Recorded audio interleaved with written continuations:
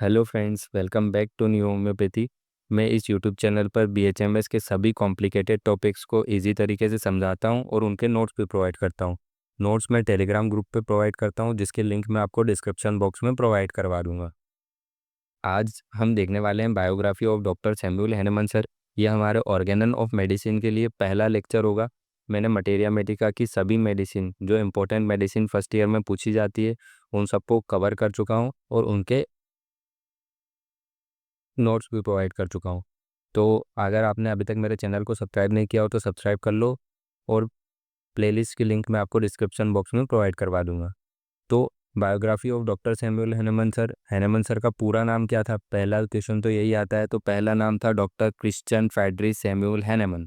ठीक है, ये उनका पूरा नाम था। अब कोई सा इंसान का जन्म कब हुआ था और आखिरी सांस कब ली थी, ये दोनों इंपॉर्टेंट होते हैं। तो जन्म कब हुआ था? 10 अप्रैल 1755। उस दिन हम क्या बनाते हैं? वर्ल्ड होम्योपैथी डे बनाते हैं। अब हुआ कहाँ था भाई? तो मिसेन इन सेक्सनी ऑफ जर्मनी। और आखिरी सांस कहाँ पे ली थी? 2 जुलाई 1843 में ली थी। कहाँ पे ली थी? पेरिस में ली थी। पेरिस कहाँ है? फ्रांस में है। ठीक है, इतना तो आपको याद रखना ही रखना है। इसके बाद फैमिली हिस्ट्री पे आते हैं। तो पापा का नाम क्या था? Christian Gottfried Hahnemann. ठीक है, ये उनके पापा का नाम था। पापा काम क्या करते थे? एक पोर्सलिन पेंटर थे। पोर्सलिन क्या होती है भैया? जो चीनी मिट्टी के बर्तन होते हैं, जैसे मान लो अपना चाय का मग्गा। ठीक है, तो इस पे जो डिजाइन बनती है वो काम किया करते थे। इसके अलावा मदर क्या थी? Johanna Christiana Hahnemann. ठीक है, अब मदर क्या करती थी? तो हाउस वाइफ थी। Belong to a middle class family. Hahnemann sir कहाँ से बिलोंग करते थे? मिडिल क्लास फैमिली से बिलोंग करते थे। एजुकेशन की अगर हम बात करें तो मिडिल क्लास फैमिली सबसे पहले एजुकेशन कहाँ करेगा? तो टाउन स्कूल में की थी। ठीक है, जो टाउन स्कूल जो स्कूल था वो गांव में ही था, मिशन में, उससे की थी। उसके बाद हायर स्टडीज़ कहाँ से की थी? प्रिंस स्कूल से की थी। वो कहाँ पर था? वो भी मिशन में ही था। इसके बाद मेडिसिन की जो प्रैक्टिस थी, मेडिसिन की जो पढ़ाई थी, वो उन्होंने कहाँ से की थी? तो यूनिवर्सिटी ऑफ लिप्जिग और university of इनलार्गेन। University of Leipzig, university of इनलार्गेन। इनलार्गेन से उन्होंने एमडी की डिग्री ली थी। ठीक है, एमडी की डिग्री कब ली थी ये भी याद रखना है, 1779 में ली थी। मेडिकल प्रैक्टिस की बात करें तो हैनेमन सर ने मेडिकल प्रैक्टिस कहाँ कहाँ पे की थी? तो हार्ट स्टेट में की थी। ठीक है, डेस्डन में की थी और लिप्जिग में की थी। यहाँ 3 जगह इन्होंने अपनी प्रैक्टिस चालू की थी। वहाँ पे क्या क्या काम किया था? फिजिशियन, ठीक है, डॉक्टर की तरह काम किया था। केमिस्ट, मेडिकल वाला, ठीक है, और मेडिकल राइटर, मतलब कि जो मेडिकल की बुक जो थी वो भी उन्होंने कुछ बुकें लिखी थी। Treated both rich and poor people with equal care, मतलब वो समानता से सबको ट्रीट करते थे। इसके बाद जो लेटर बाद में वो कहाँ पे सेटल हो गए? टोर्ग में सेटल हो गए, जहाँ पे उन्होंने होम्योपैथी के एक्सपेरिमेंट्स किए थे। ठीक है, हैनेमन सर तो यार, आप मानो कि कोई इंसान मिडिल क्लास फैमिली से था, उसने पढ़ाई की, उसने एमडी की एलोपैथी में। ठीक है, उस टाइम पे जब कौन पढ़ता नहीं था, उस टाइम पे उन्होंने एमडी की।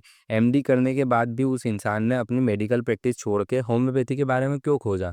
वो इंसान बहुत ज़्यादा उस प्रैक्टिस से, मतलब ऐसा लगता था उनको कि यार है ना, कि क्या प्रैक्टिस है, मतलब वो है ना, उस टाइम की प्रैक्टिस को बहुत ज़्यादा हार्मफुल मानते थे। उन्होंने एक लाइन भी कही थी, उन्होंने बोला था कि it is better to do nothing than to do harm. मतलब कि उनका कहना ये था कि मैं कुछ ना करूं, उससे ज़्यादा मैं दूसरों को हार्म कर देता हूँ। मतलब कि मैं जो अपनी प्रैक्टिस करता हूँ उससे दूसरों को हार्म ज़्यादा करता हूँ, उससे अच्छा है कि मैं कुछ ना करूँ। ठीक है, अब उस टाइम पे 18th सेंचुरी में मेडिकल प्रैक्टिस जो थी वो बहुत ज़्यादा हार्श थी, अनसेटिस्फाई थी। ठीक है, किस टाइप की प्रैक्टिस उस टाइम पे की जाती थी? तो ब्लड लेटिंग, मतलब कि अगर किसी को मलेरिया टाइफाइड हो रहा है तो ब्लड लेट, उनको ऐसा लगता था कि खून में इनके कीटाणु आ चुका है। ठीक है, तो नसें काट के छोड़ दिया जाता था, खून बहने देते थे। एमिटिक्स ऐसे ड्रग का यूज़ करते थे जो बार बार उल्टी कराए, पर्गिंग कराए। ठीक है, एमिटिक्स का यूज़ कराए और लार्ज डोज में प्रोड्यूस करते थे। तो उससे इंसान सही होने की जगह बीमार ज़्यादा हो जाता था। ठीक है, वो हैनेमन सर मानते थे कि ये जो सारे मेथड्स हैं ये हार्म ज़्यादा करते हैं, हार्म बहुत ज़्यादा करते हैं गुड करने से अच्छा। ठीक है, इस कारण उन्होंने अपनी मेडिकल प्रैक्टिस कुछ समय के लिए बंद कर दी। और क्या काम चालू किया, अब मिडिल क्लास फैमिली से थे तो कुछ तो काम करना पड़ेगा ना, तो उन्होंने ट्रांसलेशन का काम चालू किया। हैनेमन सर जो थे बचपन से एक ब्राइट स्टूडेंट थे, उन्हें बहुत सारी लैंग्वेजेस आती थी, just like German, French, English, Latin, Greek, Arabic. ठीक है, ये सारी लैंग्वेजेस उन्हें आती थी।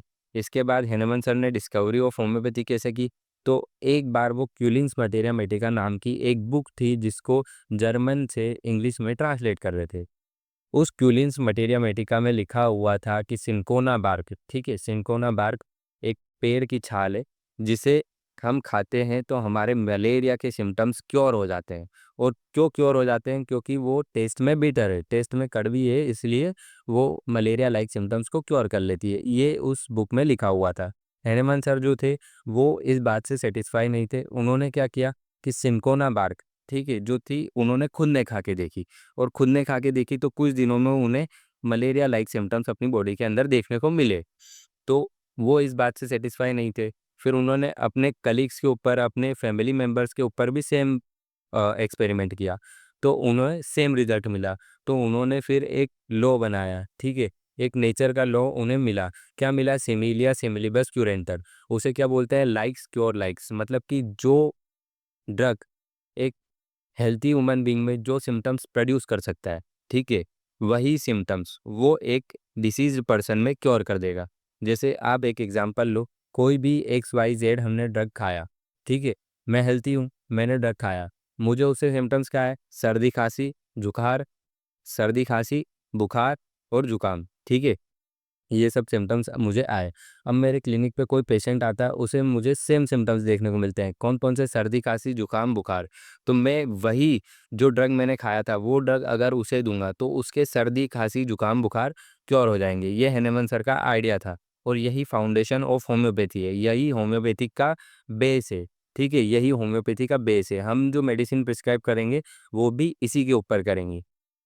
1796 में ऑफिशियली होम्योपैथी अनाउंस हुई थी, ठीक है। क्यूलिन्स मटेरिया मेडिका वो कब ट्रांसलेट कर रहे थे? 1790 में कर रहे थे, लेकिन 1796 में ऑफिशियली होम्योपैथी अनाउंस हुई थी और एक बुक में लिखी गई थी। क्या नाम था उस बुक का? Essay on new principle. Hahnemann sir ने न्यू प्रिंसिपल खोजा था, तो essay on a new principle for ascertaining the curative power of drug, ठीक है।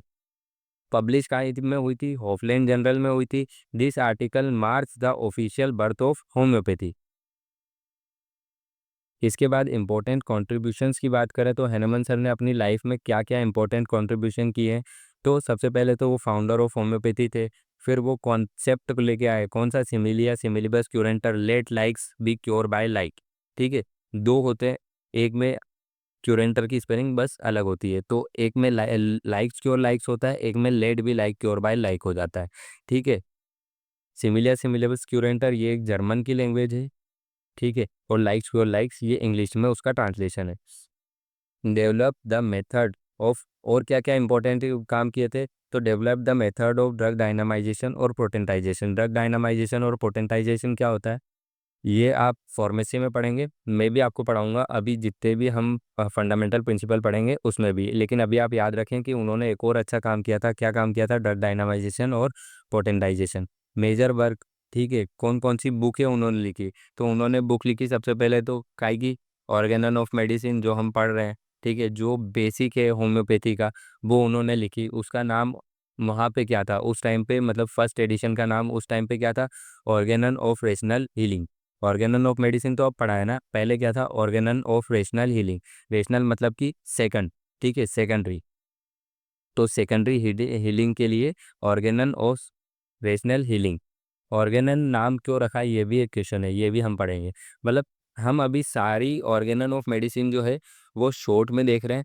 इसके बाद हम जैसे ऑर्गेनल ऑफ मेडिसिन की इंट्रोडक्टरी लेक्चर्स पे आएंगे तो सब कुछ ब्रीफ में होता जाएगा। अभी ये बस एक ऊपर से शॉर्ट आपको एक मान के चलो कि हम जो बोलते हैं इंडेक्स टाइप में, वो है कि हाँ इंडेक्स हमें होम्योपैथी के अंदर क्या क्या देखने को मिलेगा। इसीलिए हैनेमन सर की बायोग्राफी इतनी ज़्यादा इंपॉर्टेंट है, ठीक है। हैनेमन सर ने ऑर्गेनल ऑफ मेडिसिन के 6 एडिशन लिखे थे। आखिरी वाला एडिशन जो था वो उन्होंने लिखा था, ठीक है, लेकिन वो पब्लिश कब हुआ था? वो पब्लिश हुआ था उनके मरने के बाद, ठीक है, उनकी आखिरी सांस लेने के बाद वो एडिशन पब्लिश हुआ था। तो फर्स्ट एडिशन कब पब्लिश हुआ था? 1810 में, सेकंड एडिशन 1890 में, third edition 1824, fourth edition 1829, fifth edition 1833, six edition return in 1842। Hahnemann sir कब गए थे? 2 जुलाई 1843 को। ठीक है, मरने के एक साल पहले उन्होंने लिख दिया था, लेकिन पब्लिश कब हुआ था? 1921 में पब्लिश हुआ था मटेरिया मेटिका। इसीलिए हम जो है सिक्स एडिशन को ऑफिशियल नहीं मानते हैं, हम मानते हैं फिफ्थ एडिशन को ऑफिशियल, क्योंकि वो उनके जीते जी पब्लिश हो गया था। मटेरिया मेटिका प्यूरा लिखी उन्होंने, मटेरिया मेटिका प्यूरा के 6 वॉल्यूम लिखे। क्रोनिक डिसीज लिखी। क्रोनिक डिसीज क्या थी? क्रोनिक डिसीज भी एक बुक थी। ठीक है, chronic disease their peculiar nature and their homeopathic cure, ये मेडिसिन, ये बुक लिखी। इसके 5 वॉल्यूम थे। शादी की बात करें तो हैनेमन सर ने 2 शादी की थी। पहली वाइफ का नाम क्या था? हेनरिएटा कुशलर नाम था पहली वाइफ का। ठीक है, उनसे उन्होंने शादी की थी 1782 में शादी की थी, और उनसे उनके 11 बच्चे थे। सेकंड मैरिज कब की थी? मेलोनी डी हार्वी से की थी। वो एक फ्रांस की आर्टिस्ट थी। ठीक है, फ्रांस की आर्टिस्ट थी। और कब शादी की थी? 1835 में शादी की थी। उस टाइम पे हैनेमन सर की एज कितनी थी? हैनेमन सर की एज थी उस टाइम पे 80 ईयर्स। ठीक है, 80 साल के थे हैनेमन सर जब उन्होंने दूसरी शादी की। उसके बाद जो है हैनेमन सर पेरिस चले गए। ठीक है, पेरिस जाके उन्होंने अपनी होम्योपैथी की प्रैक्टिस कंटिन्यू की। डेथ और लेगेसी की बात करें तो डाई ऑन 2 जुलाई 1843। ठीक है, पेरिस में at the age of 88। Hahnemann sir father of homeopathy थे। ठीक है, उनकी बर्थ एनिवर्सरी जो 10 अप्रैल है, उसको हम क्या मानते हैं? वर्ल्ड होम्योपैथी डे भी मानते हैं।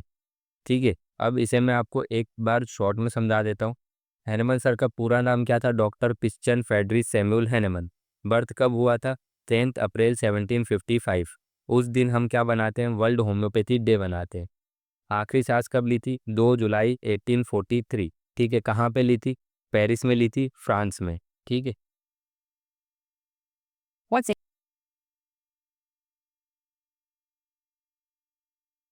फैमिली की बात करें तो पापा क्या थे? पापा एक पोर्सलिन पेंटर थे। पापा का नाम क्या था? Christian Gottfried Hahnemann. मदर का नाम क्या था? जोहाना क्रिस्टियाना। बिलोंग कहाँ से करते थे? एक मिडिल क्लास फैमिली थी जो कहाँ रहती थी? मिसेन इन सेक्सनी ऑफ जर्मनी। ठीक है, सेक्सनी एक गांव का नाम है, मिसेन एक डिस्ट्रिक्ट का नाम है, जर्मनी एक देश का नाम है। ठीक है, एजुकेशन की बात करें तो प्राइमरी एजुकेशन कहाँ से की थी? टाउन स्कूल से की थी। हायर एजुकेशन प्रिंस स्कूल से की थी। उसके बाद वो चले गए थे यूनिवर्सिटी ऑफ लिप्जिग। उसके बाद वो चले गए थे यूनिवर्सिटी ऑफ इल्लार्गेन। ठीक है, जहाँ से उन्होंने एमडी की डिग्री ली थी। एमडी की डिग्री कब ली थी? 1779 में ली थी। अब डिग्री लेने के बाद क्या करेंगे? मेडिकल प्रैक्टिस करेंगे। मेडिकल प्रैक्टिस कहाँ कहाँ पे चालू की थी? हर्ट स्टेट में चालू की थी, ड्रेसडन में चालू की थी, लिप्जिग में चालू की थी। ठीक है, उसके बाद वो बाद में सेटल हो गए कहाँ पे? टॉर्ग में सेटल हो गए। ठीक है, जहाँ पे उन्होंने अपने होम्योपैथिक एक्सपेरिमेंट किए थे। हैनेमन सर एलोपैथी से डिससेटिस्फाई क्यों थे? उन्होंने एलोपैथी बंद क्यों की थी? क्योंकि 18th सेंचुरी में जो मेडिकल प्रैक्टिस थी वो बहुत ज़्यादा हार्ड थी। पेशेंट को बीमारियों से ज़्यादा जो इलाज होता था उससे ज़्यादा पीड़ा होती थी, ज़्यादा दर्द होता था। इस कारण हैनेमन सर बहुत ज़्यादा उदास थे और इस कारण उन्होंने एलोपैथी छोड़ दी थी।